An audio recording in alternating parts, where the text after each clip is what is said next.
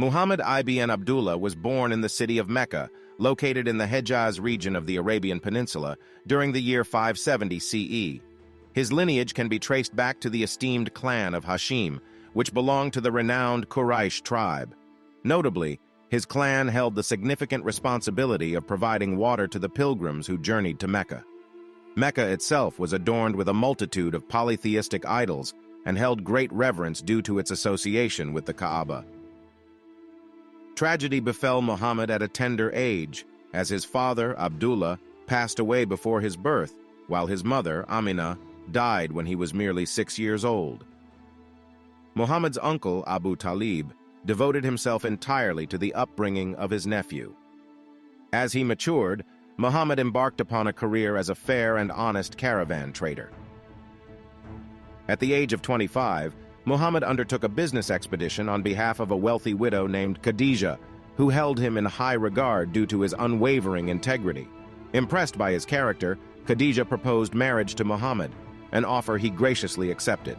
This union, formed in 595, joined Muhammad with a woman 15 years his senior. Khadija's unwavering support and companionship proved instrumental in Muhammad's mission. In his late 30s, Muhammad began worshipping in a cave called Hira in a mountain near Mecca. In 610, the angel Gabriel appeared before him, claiming to bring the first revelation from God, Allah. Initially frightened and perplexed, Muhammad sought the guidance of a Christian scholar named Warqa, who recognized him as a prophet. Initially, Muhammad preached the oneness of God to his family and close friends. His wife Khadija was the first to convert, followed by his close friend Abu Bakr. In 613, he began preaching openly the religion of Islam, his followers called Muslims, which faced resistance from the Meccans. Muhammad suffered further hardships in 619 with the deaths of his uncle Abu Talib and his wife Khadija, a year known as the Year of Sorrow among Muslims. Muhammad was abandoned by his clan and left vulnerable. In 621, an opportunity arose for Muhammad and his followers when citizens of Yathrib, now modern-day Medina, invited him to their city to lead them. Muhammad and his companions migrated to Medina in what became known as the Hejira. In Medina, Muhammad assumed leadership and transformed from a preacher to a ruler. Muhammad's leadership in Medina led to the establishment of a strong kingdom characterized by justice and unity. While continuing his preaching activities, Muhammad now had the advantage of political power and a devoted army of supporters. This combination allowed him to expand his influence and enact significant changes in Medina. Muhammad's religion of Islam borrowed from that of the religions of Judaism and Christianity, and would be further formalized under his successors. Islam centered around two primary sources of guidance: the Quran, the sacred book of Islam, and the Sunnah, which encompasses the actions and sayings of Muhammad. The Quran is the holy book of Islam and serves as the ultimate source of guidance for Muslims. It is believed to be a direct revelation from God conveyed to Muhammad through the angel Gabriel. The Quran covers a wide range of topics, including theology, morality, law, and guidance for personal conduct. Muslims regard the Quran as the literal word of God, written in Arabic, and it is considered immutable and incorruptible, with Muhammad's successors taking great strides to ensure it is so. After the Quran, an important source of guidance for Muslims is the life of Muhammad, his ways, sunnah, and his saying, hadith. In conjunction with the Quran, sunnah, and hadith, the 5 pillars of Islam encapsulate the core obligations and practices that Muslims are expected to uphold. They serve as the foundation for a devout Muslim's spiritual journey and demonstrate the importance of faith, worship, and social responsibility. These pillars are Shahada, faith, the declaration of faith that signifies a person's acceptance of Islam. It consists of the proclamation, "There is no God but Allah, and Muhammad is his messenger." By reciting this statement sincerely, one enters the fold of Islam. Salah, prayer, the ritual prayer performed 5 times a day by Muslims. It serves as a means of establishing a direct connection with Allah and expressing gratitude, submission, and supplication. These prayers involve specific physical movements and recitations, Zakat, charity, the principle of giving and sharing wealth with those in need. It is a mandatory act of charity in which Muslims donate a specific portion of their wealth annually to support the less fortunate and promote social welfare. Sawm, fasting, the obligatory fasting during the month of Ramadan, the 9th month of the Islamic lunar calendar. From dawn to sunset, Muslims abstain from food, drink, and other physical needs as an act of self-discipline, self-reflection, and devotion. Hajj, pilgrimage. Hajj is the pilgrimage to the holy city of Mecca in modern-day Saudi Arabia, which every able-bodied and financially capable Muslim is expected to undertake at least once in their lifetime. If one can't, however, one must at least express the sincere desire to do so, and if possible, contribute to someone else's pilgrimage.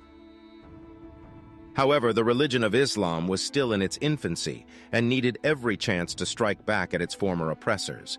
Muhammad launched raids on Meccan trade caravans, crippling the Meccan economy, and forced them to respond.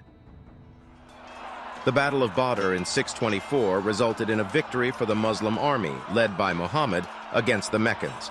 Seeking revenge, the Meccans dispatched a formidable army to provoke the Muslims into battle at Uhud in 625.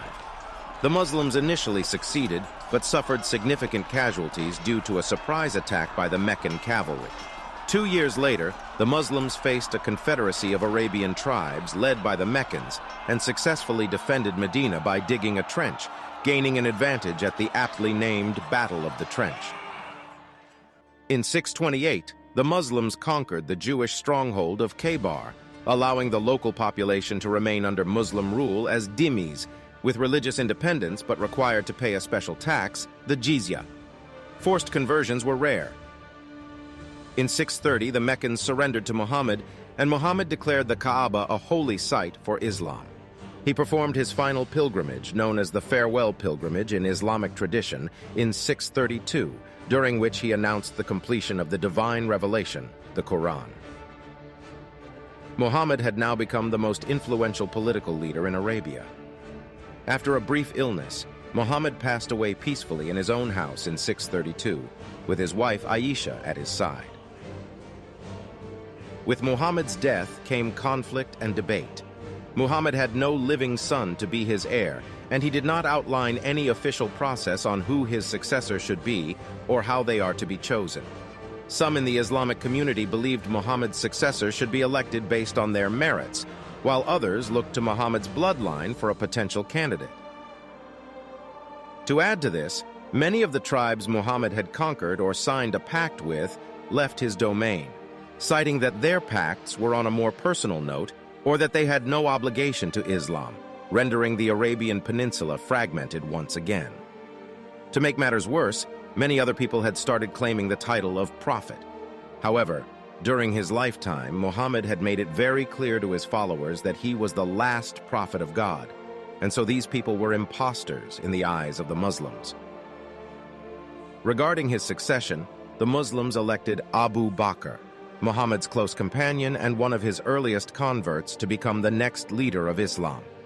Abu Bakr adopted the title of Khalifa, or Caliph, meaning successor of the Prophet. However, Abu Bakr's succession was contested by the Shi'at Ali, or party of Ali, who wished that Ali ibn Abi Talib, a cousin and son-in-law of Muhammad, became the Caliph.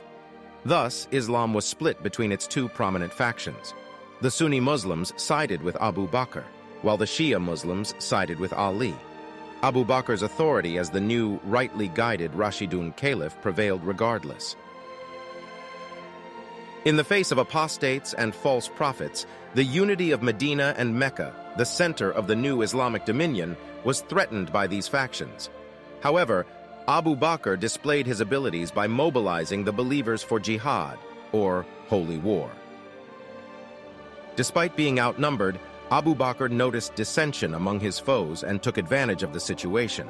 He split the Muslim army into various corps, resulting in the Ridda Wars between 632 and 633, with Khalid ibn al-Walid as its star general. The Ridda Wars unified the Arabian Peninsula under the banner of Islam. Anticipating the Arabian tribes' retaliatory nature, Abu Bakr shifted their energies to the neighboring territories ruled by the Byzantine and Sasanian empires. Recognizing the weakened state of these empires, Abu Bakr took advantage of the opportunity to expand his rule. He ordered forces to Syria and Iraq, targeting disgruntled Arabian tribes plagued by exorbitant taxes to pay the superpowers' incessant wars. Khalid, famed for his accomplishments, especially in Iraq, demonstrated his military prowess, although with dubious acts towards prisoner soldiers. Concurrently, the efforts in Syria produced positive outcomes. When the Byzantine Emperor Heraclius realized the gravity of the attacks, he planned a counterattack led by his brother Theodore. Recognizing the coming threat, Abu Bakr directed Khalid to divert his attention to Syria. Khalid's strategic maneuvering demonstrated his military genius. He carefully selected his best soldiers and employed a remarkable tactic of utilizing water-filled camels during their arduous journey across the barren desert. After entering Syria, Khalid won the Battle of Ajnadayn in 634. This victory cemented Islamic supremacy in the area. Unfortunately, Abu Bakr did not live long enough to see these victories, as he died of natural causes soon after.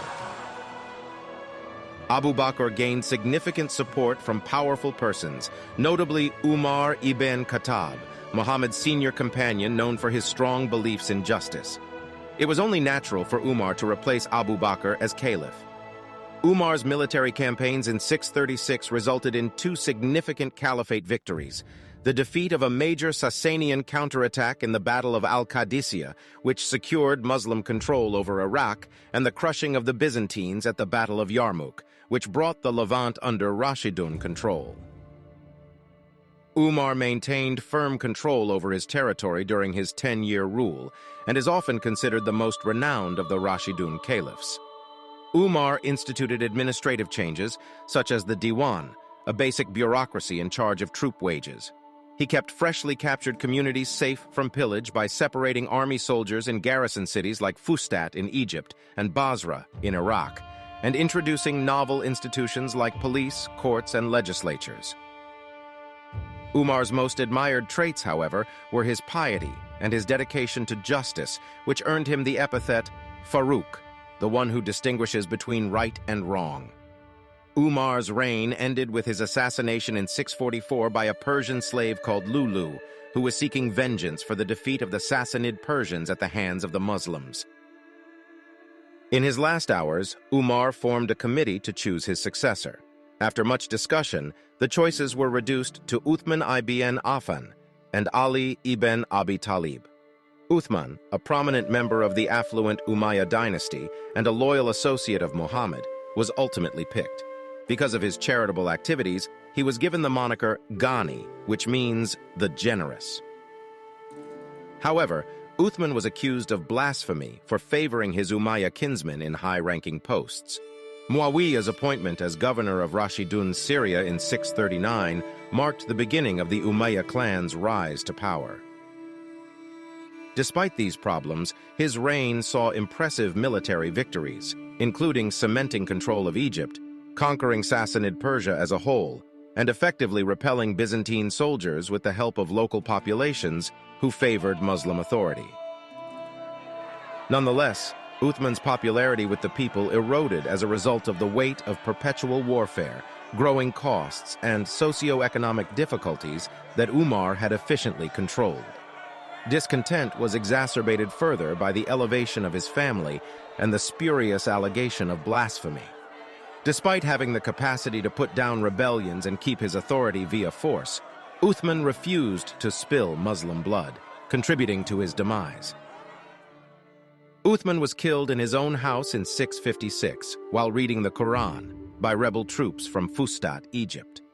Naila, his wife, attempted to shield him but sadly failed, injuring herself in the process. Uthman was noted for his sincerity and compassionate disposition, despite his political susceptibility. Although his cousin Muawiyah had given him total safety in Syria, Uthman preferred to stay in Medina, the place where the Prophet had formerly lived. Ali, who had previously been overshadowed by his elders, became the next caliph. but Muslim unity died with Uthman. Muawiyah, now the leader of the Umayyad clan, wanted vengeance for Uthman's death. Ali failed to give justice, instead focusing on the restoration of order. Muawiyah, along with other notable Muslims, revolted, sparking the first fitna, the Islamic Caliphate's first civil war. In the Battle of Camel in Basra in 656, Ali defeated Aisha, Muhammad's youngest wife, emerging victorious but ruining his image for pouring Muslim blood.